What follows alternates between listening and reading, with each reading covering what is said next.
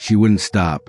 For 2 hours and 17 minutes, she stood in the exact same spot, not barking, not alerting, not doing anything she had ever been trained to do, just whining, softly, continuously, like something was breaking her heart from the inside out.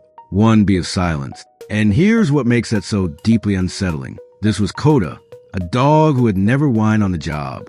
Not once. In 5 years of active duty service with the Caldwell County Sheriff's Department, not once. Her handler, Deputy Sheriff Nora Vance, had worked with Koda through active crime scenes, through burning buildings, through situations that would have broken a lesser animal completely. And Koda had never made that sound. So why now? Why here? And why?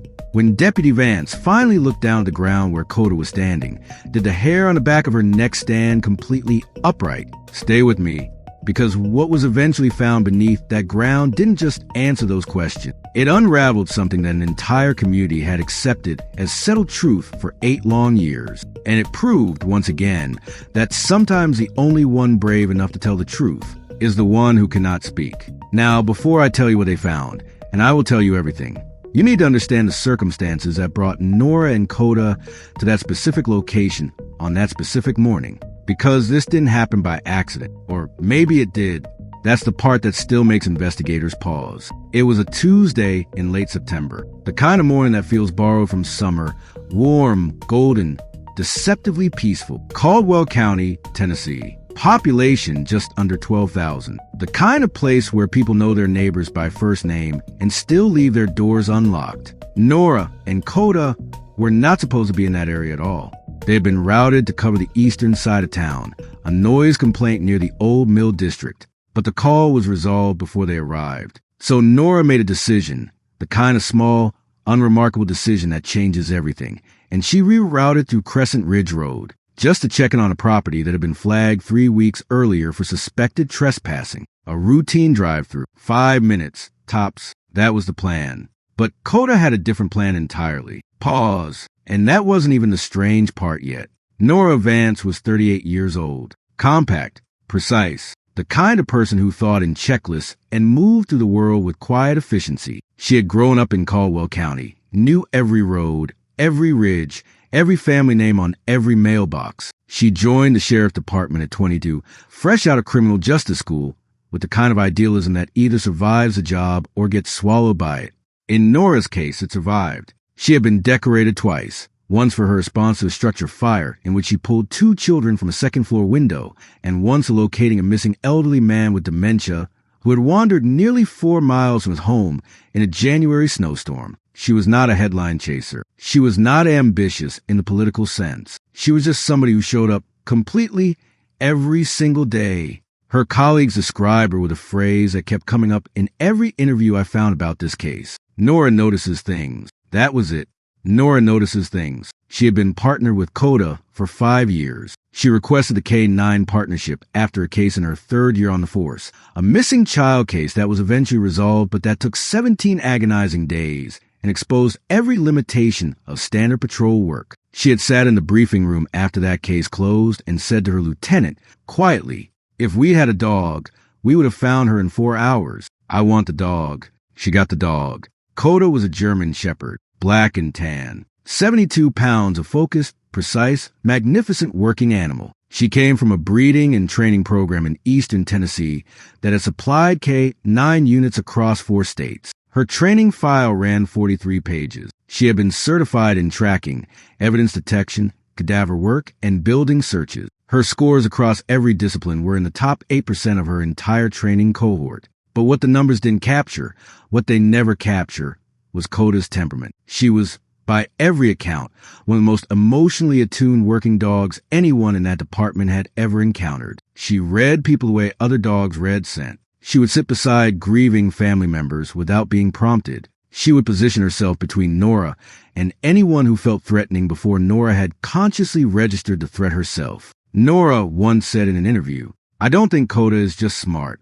I think she's wise. There's a difference. Smart is learned. Wise is something you're born carrying." In 5 years of service, Koda had located 3 missing persons, assisted in 17 successful felony apprehension, and been instrumental in 2 major evidence discoveries that had directly led to criminal conviction. She had never once, Not on a single call, not in a single situation, made the sound she made on that Tuesday morning in September. That whine, low, sustained, heartbroken, like she was trying to say something in the only language available to her, and praying, desperately praying, that someone would understand. They pulled up to the Crescent Ridge property at 9:14 in the morning. It was an old farmstead, main house long abandoned, a rusted equipment shed off to the left, overgrown pasture stretching back maybe 300 yards before hitting the tree line. Nora put the cruiser in park and scanned the property from behind the windshield. Nothing obviously wrong. The trespassing flags had been related to some teenagers cutting through the property at night. Minor stuff. She got out of the car, opened the rear door, and Koda jumped down. Standard sweep. 5 minutes. They walked along the property's front fence line, then along the left perimeter toward the equipment shed. Koda was working normally, nose down, body loose, moving in that fluid, purposeful way that Nora knew meant she was processing but not alerting. They passed the shed, turned toward the back of the property, and that's when Koda stopped. Just stopped in the middle of the overgrown field. No fence nearby, no structure, nothing visible to the eye except long, untended grass and a distant tree line. Nora stopped too. Koda, nothing. The dog's head was down. Her ears were pressed back against her skull, not flat like fear, but low like focus, intense, consuming focus. And then the sound began. That soft, continuous whine. Nora had never heard it from her in 5 years. It made her stomach drop. What do you do when your most experienced partner tells you something is wrong, and everything your eyes can see tells you nothing is there? What would you have done? Nora made her choice. She trusted the dog. She got on her radio. The responding officer was Deputy Frank Castillo, 15 years on the force, skeptical by nature, the kind of man who needed evidence before he formed opinions, and formed opinions before he formed conclusions. He pulled up to the property 12 minutes after Nora's call. He climbed the fence, crossed the field toward her, looked at Koda, who was still standing in the exact same position, still making that sound, and then looked at Nora. She'd been like this the whole time, 12 minutes straight. Castillo crouched down and looked at the ground. Long grass, compacted earth underneath. Nothing remarkable to the eye. He stood back up, looked at the field around them, looked back at the dog. She's cadaver certified, right? Nora nodded. Yeah, Castillo said slowly. Yeah, let's call this in. Here's what most people don't understand about a cadaver dog's alert. There are two kinds. There's the trained final response, the sit, the point, the deliberate signal they're taught in certification. And then there's the pre-alert, the behavioral changes that happen before the formal signal, the changes that the dog's body makes involuntarily because the scent has already reached its brain and something deeper than training has kicked in. What Nora was witnessing from Koda was the most extreme pre-alert she had ever seen. And the reason it was extreme, the reason Koda was whining instead of sitting and pointing, was something that forensic animal behaviorists would later explain in the case documentation. Koda wasn't uncertain about what she was detecting. She was distressed by it, because what was beneath that field wasn't just a scent signal to her, on some level that we may never fully understand. It felt to Koda like someone who needed help, and help was too late to give. By 11:30 that morning, the Crescent Ridge property had been transformed. Crime scene tape, 3 county vehicles, a state investigation unit out of Nashville that arrived faster than anyone expected, given how little they initially had to go on.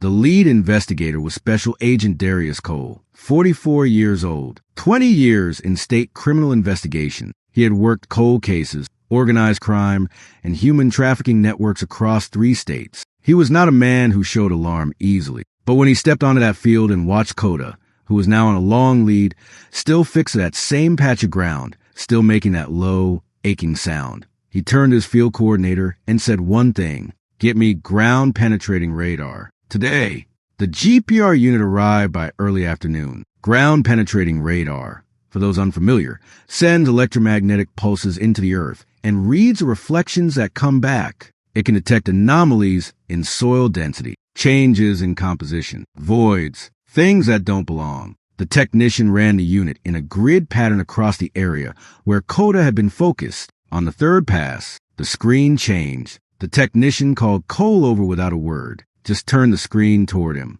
Cole looked at it for a long moment. Then he took out his radio. We're going to need shovels, and called the medical examiner's office. Tell them to stand by. The digging was methodical. Every shovelful of earth was documented before it was moved. Every layer photographed. The field forensic team worked in near silence. Nora stood at the perimeter with Koda, who had gone quiet the moment the digging began, as if she understood that her part of the job was finished. She had said what she needed to say. Now it was the humans' turn to listen. At a depth of approximately 3 feet, the first material was encountered. Heavy plastic sheeting, dark colored, secured. The team paused. Cole was called over. He crouched at the edge of the excavation and looked for a long time without speaking. Then he looked up at the sky, the way people do when they need a moment that the world isn't going to give them, and stood. Continue carefully. What was recovered from that field that afternoon was the remains of a human being, adult. Based on initial forensic observation, female, the level of decomposition, and the conditions surrounding soil suggested the remains had been there for a considerable length of time. No identification was found at the scene. No clothing that had survived decomposition with any identifying characteristics. But there was something wrapped inside the plastic sheeting, protected by it, almost as if placed deliberately, a single item, a small laminated photograph, 2 people in it, a woman and a young girl, maybe 6 or 7 years old, a lake in the background, summertime.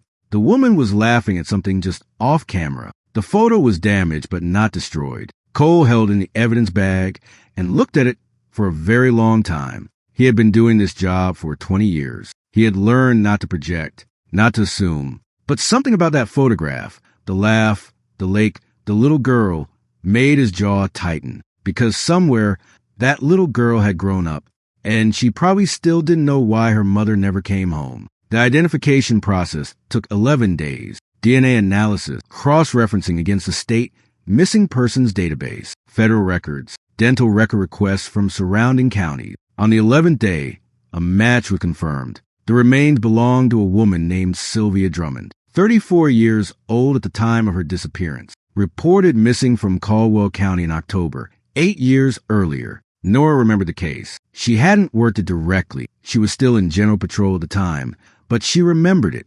Because Sylvia Drummond's disappearance had been one of those cases that the department had ultimately closed with a quiet, uncomfortable conclusion. The report had suggested that Sylvia, who had been going through a difficult divorce and a custody dispute over her 7-year-old daughter, had likely left voluntarily. There had been a note found in her apartment, handwritten, vague, the kind of note that could mean many things or nothing at all. The case had been labeled as a voluntary disappearance. The file was closed. Her daughter, 7 years old at the time, had gone to live with her paternal grandparents, and the department had moved on. 8 years ago, 36 inches underground, less than 4 miles from the center of town. Cole sat with a closed case file for 2 full days before he called Nora. "You were here 8 years ago when this woman was reported missing," he said.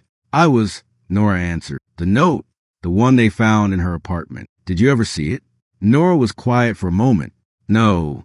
I was never primary on the case. I need you to look at something." The note that had been found in Sylvia Drummond's apartment 8 years ago had been handled by exactly 2 people. The primary responding officer, who had since left the department, and the detective assigned to case, who had retired 4 years ago. Cole had already spoken to both of them. Their account aligned perfectly. Too perfectly, Cole noted privately, word for word in some section, as if they had agreed on what to remember. He pulled the original physical note from archive storage. It had been sealed and preserved, standard procedure. He sent it to the State Forensic Document Laboratory in Nashville. The results came back in 72 hours, and what those results showed was the kind of thing that makes 20 years of investigative work feel, in one moment, entirely necessary. The handwriting on the note was not Sylvia Drummond's. The lab was confident. They had comparative samples from Sylvia's personal documents, letters, a journal recovered from her apartment. The handwriting was similar, close enough to pass a cursory examination.